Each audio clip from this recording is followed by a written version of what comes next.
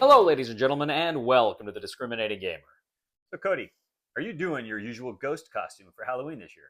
No, I'm getting too old for that sheet. Ladies and gentlemen, today we're going to go ahead and take a look at Mass Effect, the board game, Priority Hagalaz from Modiphius.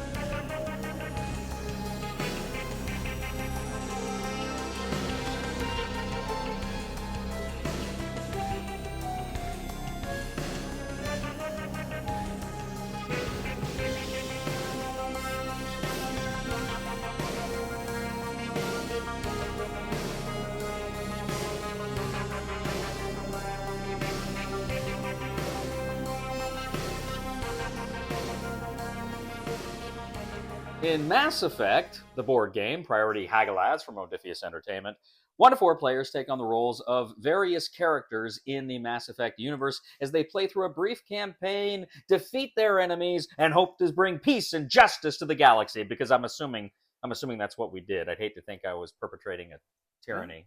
So, in Mass Effect, what you're doing is you're basically going to play through a campaign. Now, the way the campaign works, and I'll just kind of show you this right here, is you're going to start off and you're going to pick, wow, look at that glare. One of the 3 campaigns down the bottom. Okay, one of these 3. Once you complete one of those, then you're going to go to one of these loyalty missions. You'll arc up to another campaign, and you'll arc up to a loyalty mission, and you arc up to another campaign. So theoretically, you're going to play anywhere from 3 to 5 missions in the campaign. Because you do have the option of doing the loyalty missions or not. Correct. Okay. Once you complete the 3rd campaign, hey, that's the goal of the game. During your turn, at the beginning, you're going to roll all 12 of these dice. Okay. And the player 1, what they're going to do is they're going to select 3 of these dice. And that's what they're going to be doing their particular missions for. They may actually choose a movement dice, or they may choose a dice that's going to allow them to do something for the mission. Okay. Now, they have to choose 3 dice. Even if they don't do the action for the dice, they have to choose the dice. They have to lock in 3 dice. Okay. When it comes to the next player, don't touch the dice because they can choose to lock in one of these dice. So if one of those dice happens to be what they want, okay, then they can lock that dice and they'll re-roll the rest, and then they figure between those dice what they're going to do. So when it gets down to the 4th player, they only have 3 dice. When you roll the dice on your turn, okay, after they're rolled, what you're doing is you're looking for stars. Okay, any one of these stars that you get, okay, every one of the characters is going to have a special ability that's going to be keyed on those stars. Depending on the number of stars you roll, depends on what happens. Now, each one of those stars is also going to be re-rolled again. If you get more stars, you can add your special ability, but you keep rolling stars till you no longer have any. All right. Now, those special abilities are going to, or the stars, what they're going to give you is they're going to give you something, and every character is going to get something totally unique. Like one character is going to have the ability to turn your regular exclamations into the advanced ones, or you might be able to look at different down hazard cards that characters have, or something along those lines. But they're going to give you something. They might give you more benefits to combat, so that way you can give you a greater attack or something along those lines. So on your turn, there's a few different actions you're going to be able to take based on the dice. One of the common actions you're going to take is movement. Okay. Now the movement dice are going to have anywhere from a 2 or a 3 icons. Okay, and that is going to allow you to move that many spaces on the board. All right, and now they are hex, so you do have to follow the lines. All right. You have some little exclamation marks. The exclamation marks are going to allow you to be able to say interact with some of the different locations on the map. You also have the advanced icon. Some of the different actions that the characters are going to have, they're going to have just like a regular exclamation you can use. But if you have an advanced and you put it on there, that's going to give you something a little bit better. Like maybe if you use a regular exclamation, you're going to do 1 point of damage to an adjacent character. If it's an advanced, you might do 2 or 3 points to it, or you might be able to trigger your special ability. So in combat, you're going to be using your exclamations again, or advanced for combat. Now, the way combat's going to work is everyone's going to have a ranged attack, and you have to go down the straight lines of a hex. So every hex is going to have 6 different lines that they can attack next to, and as long as there is someone in that straight line, you can be able to do damage to them. Now, the amount of damage they're going to take or they're going to need to die is, or be killed, is based on whatever the shield value is on that character. Most of them, it's going to be 2 or 3. All right. If you don't do enough damage to kill them, then you just put some moon tokens on them. If somebody else can finish that off, great. But at the end of the turn, if they still have damage tokens on him, those damage are going to come off, and he's going to be fully revived for the next round. The main thing on this, and the cool thing I like about this, is if you look at the map, you're going to see these little purple lines. They're kind of like walls. If you're adjacent to a wall, you can actually see around that wall and shoot down the line. But if somebody else isn't adjacent to the line, they can't see you. So you're using those walls kind of as cover. And I wouldn't even think of them as walls. I think of them as more obstacles. They're about halfway height because you're kind of ducking up and down over the top of them. So they don't even block movement. You can move through them, but you're just using them to try to, if you can, block line of sight, give you an advantage, and prevent people from, of course, seeing you. After you've taken all 3 of your actions, all 3 of your dice, every character is going to have one of these cards. Now, it depends upon the mission. You're either going to have the Cerebus cards or you're going to have the Reaper cards. Okay, and they're all doled out at the beginning of the turn. So once you complete your turn, then what you're going to do is you're going to flip over the card, and this is going to be something that nobody knows what it is unless you have the special ability to try to discover it. That's going to change the board. It's going to allow the bad guys, the creatures, whatever happens to be on the board, to be able to attack, to be able to spawn. It's going to allow them to be able to take their actions. So that's always going to happen after your turn, and you have to remember to not skip this before the next player goes. The way a campaign is going to work is, or a scenario is going to work for the campaign is, you're going to have this the setup mission board. And I do like the fact that this is a book. You just flip to the page. One side is going to tell you exactly what you need to do. The other side is going to be your map. Now in here, there's usually two different ways to be able to complete the mission. Okay, one's usually a little bit better than the other one. But what's going to happen is you're just going to try to go through the board, read through your mission diagram, and it's going to have little paragraphs that you will have to read if you complete that piece of the mission. Once you complete that piece of the mission, you're just going to continue down until you can come to whatever the final result of the story is, being path A or path B. Now, depending on how you actually win that scenario or lose the scenario, that's going to kind of determine how you're going to advance. Whether you get, like, there's kind of like the best way to win, an okay way to win, and a failure. And that's going to give you certain overall campaign points that you're going to get as well. And then, as I say, you will move on to the next campaign. Now, if you do the loyalty check, essentially you're looking at individual characters in the game, and they are going to then have a kind of a story mission specifically about them. But as you say, throughout the campaign, you're actually going to be reading various paragraphs that are almost like cutscenes in a video game, giving you flavor and really bringing the theme out. Now, throughout this game, you're also using a dry erase marker, because on the board itself, on your character sheets, you are leveling up. If you get, I think, 3 kills on a mission, you can go ahead and level up for that mission. You can pick one of the level up spots on your character card in order to improve that, so that you've got that boom immediately as soon as it happens, and then you'll have that in subsequent games that you play. Now, you have many different characters. They have different abilities, different things they can do. You also have your commander, Shepherd. You can play it as a he or a she. And Shepherd is going to oftentimes give a lot of special advantages and bonuses to other players. And also, if he's knocked out, that can be a bad thing for everyone. So players are going around and around. They are attacking their enemies. They are getting loot tokens. They're playing the hazard cards. They are engaging in all sorts of scenario-specific objectives and missions. And they're doing these things as they are attempting to level up and, of course, complete the mission objective. If the players succeed in finishing all of their mission objectives, then they win! Mass Effect, the board game. Priority Hagalaz. We'll get back to the review in just a moment. I want to take a minute to ask you to check out my other channel, that is Cody Carlson, PhD, where we talk about history, books on history, military history. I even post some of my lectures for my classes on there. Please check that out. Please subscribe to that channel. And now, back to the review. Okay, so that's just a basic overview of the game. There's a lot more going on here we're not really getting into. We're just covering the basics. I'm going to start here with my impressions. I'm going to talk, first of all, about the things I liked about this game. I like the campaign, the brief campaign. It's not like a 10 scenario thing. It's 3, maybe 5, right? So that's cool. And I like the way you're using the dry. I love games with dry erase boards. I love it. So I really like that aspect of the game quite a bit. Generally, I like the dice manipulation in the game. I think that's a fun aspect of the game. I like the individual characters, how they are leveling up. I think that is awesome, and I think it's cool how you level up, and it's not like this comes into effect in the next scenario, boom, you get it immediately. That is actually really cool. I like that quite a bit.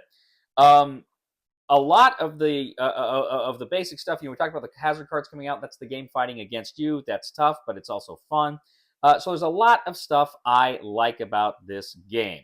Now, I've got things I don't like about the game, but first of all, let's go to you and let's see what your impressions are of Mass Effect, the board game, Priority Hagalaz.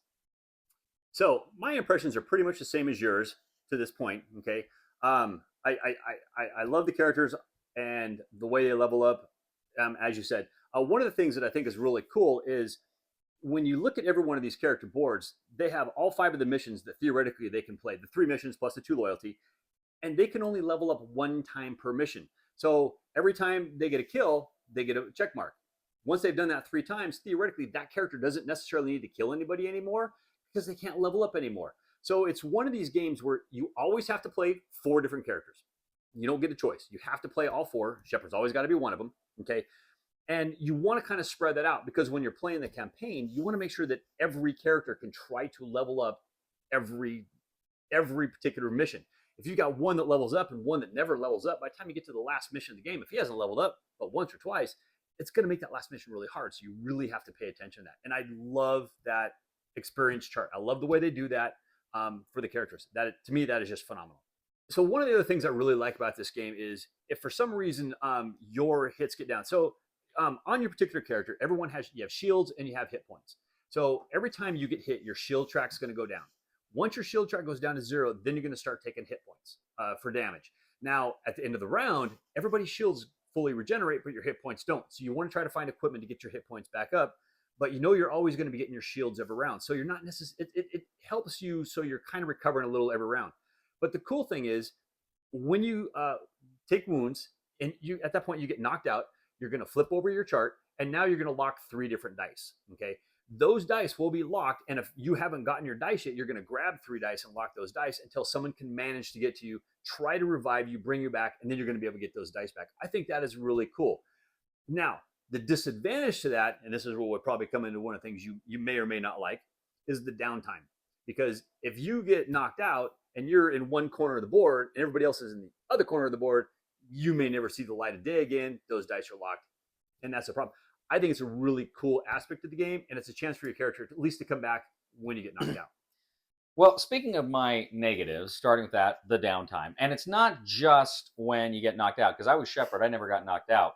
But even then, I felt like turns took longer than I felt like they should take. I felt like turns, I just felt like there was a lot of, I take my turn, and then it seemed like it was quite a while before it got back to me. The game, it didn't move quickly. And the older I get, the more that's kind of an issue with me. I like games that feel like they're moving quickly. This one, the downtime was significant, I felt like, and that bothered me.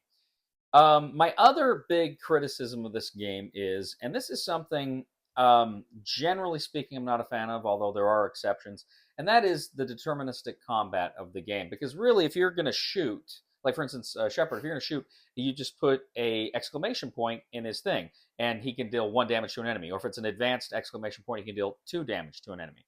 And that's that, right? I like the chance of a die roll or card play or something. To me, this just didn't work. Now, as I say, there are games like Fighters of the Pacific, Company of Heroes that do deterministic combat. I think very well. But even with Company of Heroes, there's chances to block and stuff like that. So I was not a fan of that aspect. I'm really not a fan of deterministic combat generally. And so that kind of took something away from me for this game.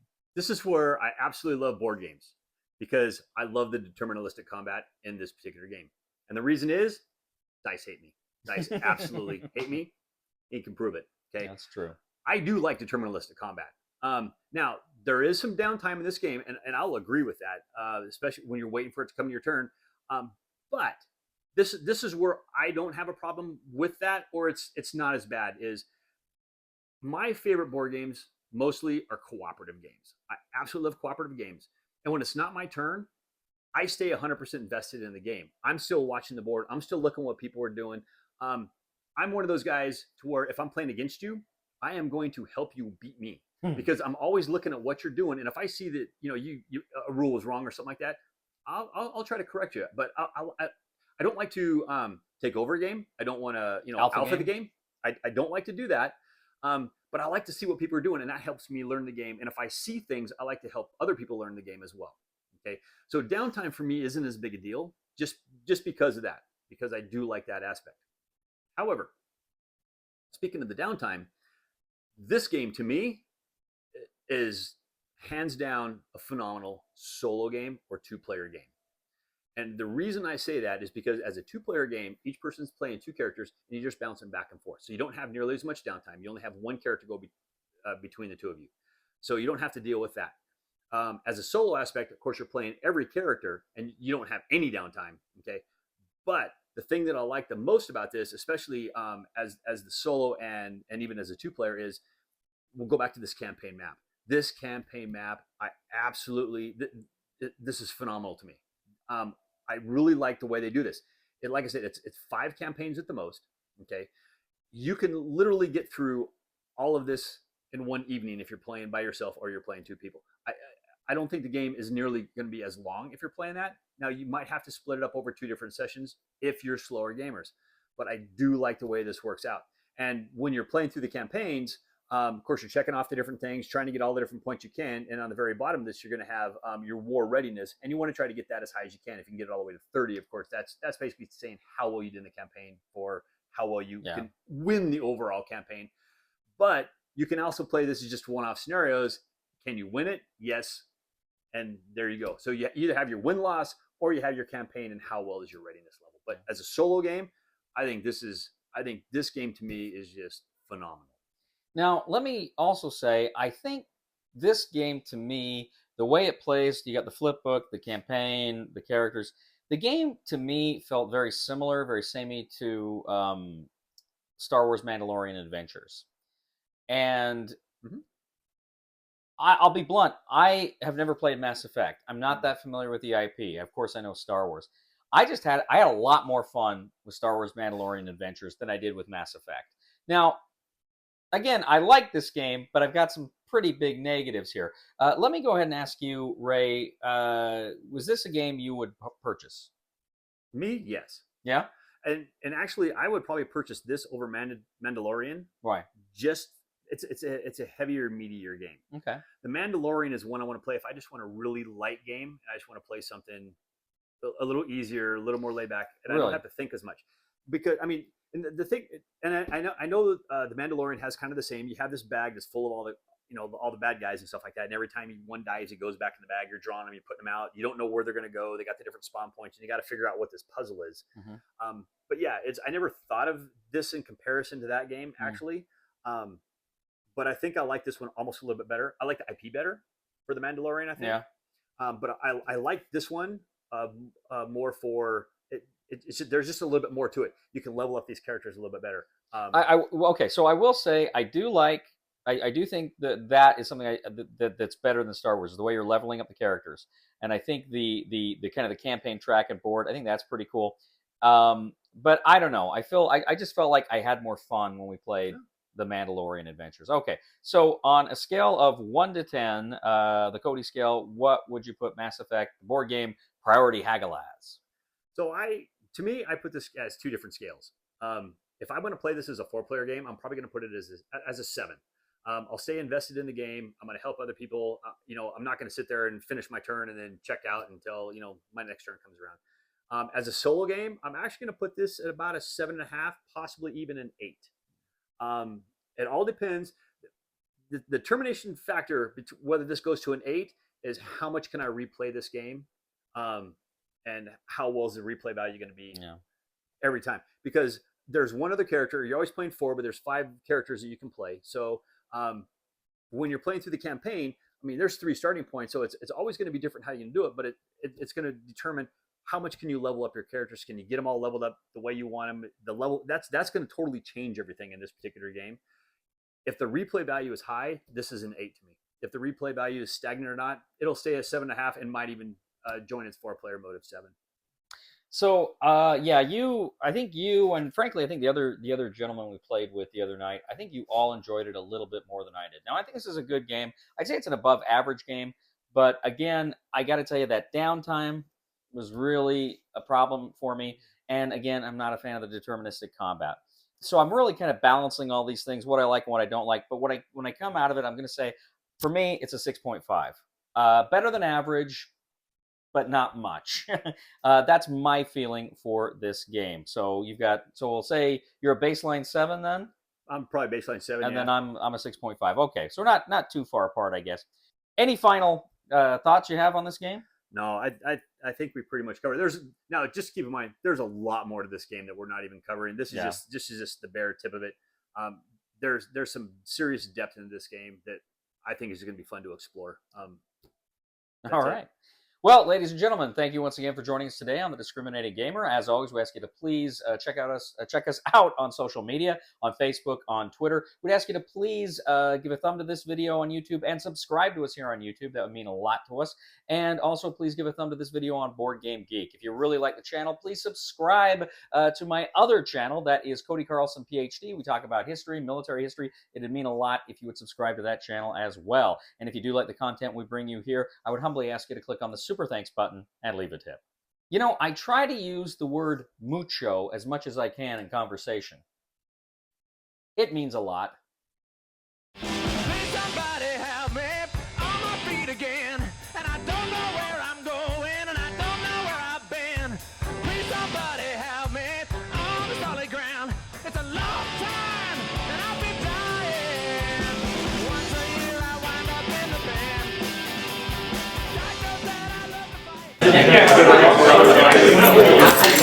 Stop it. Stop mugging.